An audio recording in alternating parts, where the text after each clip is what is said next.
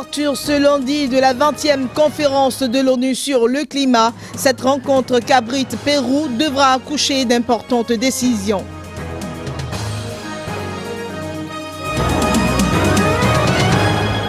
Comme chaque année, ce 1er décembre est célébrée la journée mondiale de lutte contre le VIH-Sida. L'Ouganda adopte un dispositif de circoncision innovant.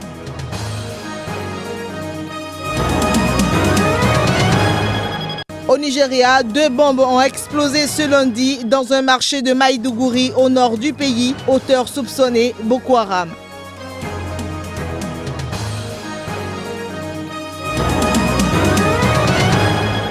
Bonsoir chez vous, mesdames et messieurs, et merci de nous rejoindre pour ce partage d'actualités sur SICA. Bienvenue à vous.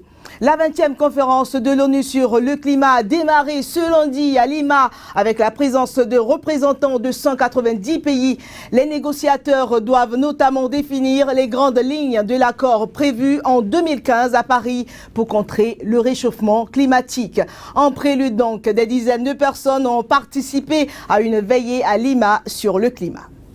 190 délégations de l'univers entrent en conclave ce lundi pour 2 semaines à Lima, la capitale du Pérou. Pendant 2 semaines, elles débattront des engagements de chaque pays dans la lutte contre le réchauffement climatique afin d'ouvrir la voie à un accord multilatéral dans 1 an à Paris. Un défi immense. 10 000 personnes sont attendues dans la capitale péruvienne. Une centaine d'autres personnes ont participé dimanche soir à une veillée aux bougies dans un parc de la ville. Ceci en mémoire aux victimes du changement climatique, synonyme de sécheresse et d'insécurité alimentaire. Le besoin est pressant. Il y a urgence à agir à une échelle beaucoup plus ambitieuse car les émissions de gaz à effet de serre ne cessent de croître, plus de 2,2% l'année. À ce rythme, la planète se dirige vers une hausse des températures d'environ 4 degrés Celsius d'ici la fin du siècle par rapport à l'ère pré-industrielle. Pour parvenir à maintenir le cap des 2 degrés Celsius, chaque pays va devoir annoncer d'ici à mi-2015 sa contribution nationale à l'effort global. Et justement, les négociations à Lima doivent renseigner sur la nature de ces contributions. Entre autres, réduction des émissions de gaz à effet de serre en valeur absolue, par habitant, par unité de PIB, par secteur d'activité, l'échéance également. Un espoir est permis puisque les gros émetteurs se sont engagés. Sans attendre le rendez-vous de Lima, l'Europe s'est récemment fixé comme objectif de réduire de 40% ses émissions de gaz à effet de serre jusqu'à 2030. Les États-Unis se sont engagés à les baisser de 26 à 28% jusqu'à 2025 et la Chine a pour la première fois donné une date autour de 2030 à partir de laquelle elle veut les diminuer. Des annonces qui peuvent être considérées comme un point de départ positif.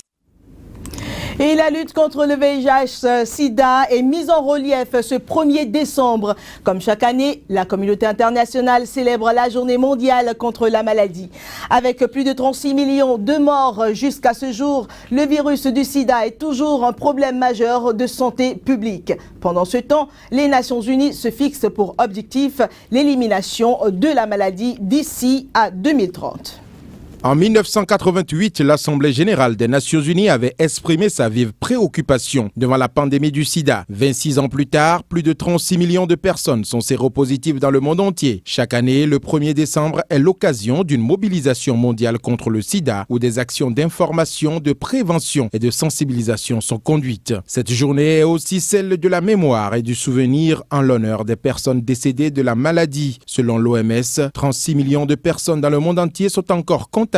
L'Afrique subsaharienne en concentre 69%. Un adulte sur 20 dans cette région du monde est porteur du virus. Si en 2013, le thème de la journée était porté sur les adolescents contaminés par le sida, en 2014, il se fait l'écho d'un rapport présenté aux Nations Unies et qui préconise d'accélérer l'action anti-sida pour juguler totalement l'épidémie d'ici 2030. En Afrique, les raisons de l'expansion du sida sont multiples. On peut citer entre autres le manque d'informations, d'infrastructures et donc de prise en charge, la pénurie de médicaments, les traitements trop onéreux, mais aussi la pérennité de certaines pratiques traditionnelles. Les femmes représentent plus de 60% des personnes vivant avec le virus du sida sur le continent africain. Pour autant, une étude concernant le Malawi, l'Ouganda et le Kenya vient de démontrer que sur ce même continent, ce sont les hommes qui répondent le moins bien au traitement. D'une façon générale, ils consultent beaucoup plus tard que les femmes et leur suivi est plus aléatoire. Eh bien, pendant ce temps, c'est à une innovation que l'on assiste en Ouganda. Ce pays adopte un dispositif de circoncision innovant pour son programme de lutte contre le VIH-Sida. Avec ce dispositif simple, peu onéreux et réputé non douloureux, l'Ouganda espère ainsi convaincre de nombreux hommes de se faire circonscrire, donc afin de lutter contre l'épidémie du sida qui connaît un regain dans le pays. Pour la première fois depuis les années 90, le taux de prévalence du VIH est en hausse en Ouganda. Justin a décidé de se faire circoncire, ce qui diminue de 60% le risque de transmission selon l'OMS. Encouragé par un ami, Justin va tester Prepex, une méthode de circoncision non chirurgicale. La procédure est indolore et ne prend que quelques minutes avec la pose d'un anneau sur le prépuce. Il devra le garder une semaine. Un de mes amis est passé par là et n'a pas eu de complications. Avec une chirurgie, les gens parfois disent que cette partie du pénis n'est pas encore guérie. Mais avec Prepex, vous n'avez pas ce genre de conséquences. Prepex, you don't get those kind of negative signs. L'anneau va couper la circulation sanguine. Dans une semaine, Justin viendra se faire retirer l'anneau et la peau nécrosée. Il lui faudra s'abstenir de rapports sexuels pendant 6 semaines. L'Ouganda a longtemps été félicité pour ses efforts dans la lutte contre le sida. Le taux de prévalence avait chuté de 18% en 1992 à 6,4% en 2005. Mais il est reparti à la hausse à 7,3% en 2011. Et Kampala a lancé ce programme de circoncision. There were trials done in Uganda, Kenya and South Africa that proved that.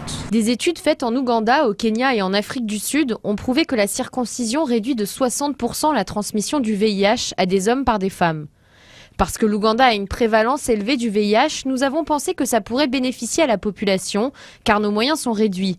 Si la circoncision pouvait aider à réduire les coûts, ça serait très bien pour le pays. That would be very good for the country. L'Ouganda s'était fixé pour objectif de circoncire 5 millions d'hommes d'ici à 2015. Mais la peur de l'intervention, la désinformation et le manque de personnel de santé qualifié font que depuis 2010, le chiffre dépasse tout juste le million.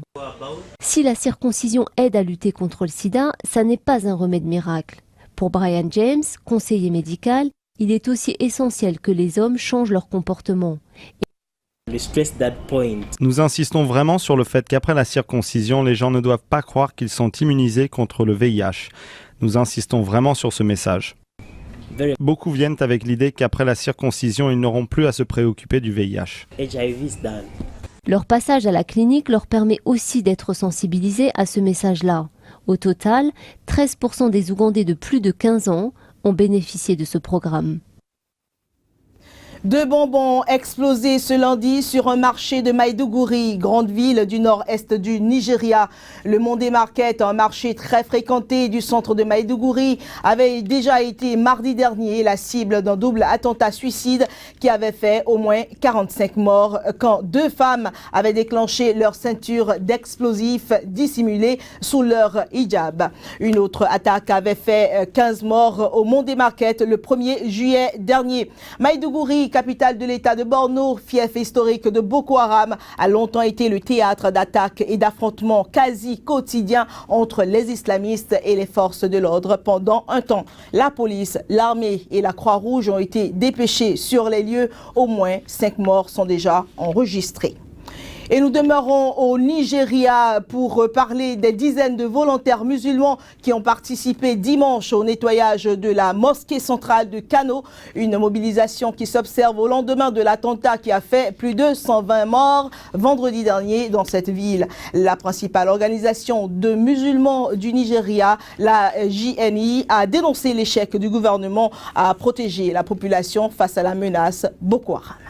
Dans un communiqué rendu public ce week-end, Jama'atou Nasri Islam conseille aux musulmans de prendre toutes les mesures défensives dans les limites de la loi pour se protéger, puisque le gouvernement a clairement échoué à le faire. Ces déclarations interviennent 2 jours après un double attentat suicide qui a fait plus de 120 morts et 770 blessés vendredi dernier à Kano, la principale ville du nord du pays. L'attaque contre la grande mosquée de Kano, dirigée par l'un des plus hauts dignitaires musulmans du Nigeria, l'émir de Kano, qui avait appelé récemment à prendre les armes contre Boko Haram, a été qualifié d'insensé et inhumain ce dimanche par le pape François, qui l'a condamné comme un péché extrêmement grave contre Dieu. La JNI, dont le siège se trouve dans la ville de Kaduna, dans le nord du pays, somme les autorités de prendre réellement leurs responsabilités afin de protéger la vie et les biens des Nigérians. Elle juge inefficace l'état d'urgence instauré en mai 2013 dans les 3 États de Borno, Yobe et Adamawa, qui a pris fin le 20 novembre en dépit du souhait du président Goodluck Jonathan de le protéger. Rappelons que le groupe Boko Haram mène depuis 2002 une insurrection armée. Ces attaques et la répression de l'armée ont fait plus de 13 000 morts et les violences ne cessent de s'intensifier. Et revisitons ensemble les grands titres des journaux parus ce jour sur le continent africain. Ce sera à travers la revue de presse que vous propose la rédaction de Sika. Le 15e sommet de la francophonie oblige. La revue de ce lundi, nous la démarrons avec l'actualité telle vécue ce week-end sur la terre de la Teranga. Michael Jean, nouvel secrétaire général de l'OIF, affiche le quotidien sénégalais Le Quotidien. Ce fut à l'issue d'un huis clos électrique, écrit Libération, autre quotidien sénégalais. Il aura fallu que les chefs d'État et de gouvernement les plus impliqués dans le processus, Denis Sassou Nguesso du Congo, Stéphane Harper du Canada, François Hollande, Macky Sall, Pierre Nkurunziza du Burundi et le président mauricien Kailash se concertent pendant plus d'1 heure pour trouver un consensus qui, semble-t-il, n'en était véritablement pas un. Au site d'information Dakar Actu, faisant le même constat de mentionner sur sa page la chronique d'un tiraillement entre chefs d'État. Furieux de l'absence du consensus et du comportement de certains des siens, signale le site d'information, le président Alassane Ouattara a dû quitter la salle avant la fin de la rencontre, prétextant d'une urgence à Paris. Le quotidien Réumi parle d'une francophonie dans tous ces États qui a vu voler en éclats l'hypothèse d'un candidat du continent. Une division qui, fait remarquer le journal, aura largement profité à l'ancienne journaliste canadienne d'origine haïtienne. Le quotidien Walfadjri nous invite alors à découvrir dans ses colonnes les coulisses d'un accouchement difficile. Difficile certes, mais le plus important reste le résultat, fait remarquer Sénéweb, qui nous propose alors un portrait détaillé de la nouvelle patronne de la francophonie. Le site d'information Baïri se lance dans le même exercice tout en déplorant le manque de réalisme de Blaise Compaoré, dont le nom pour le poste serait l'une des raisons du fiasco observé. Revenons au profil de Michael Jean.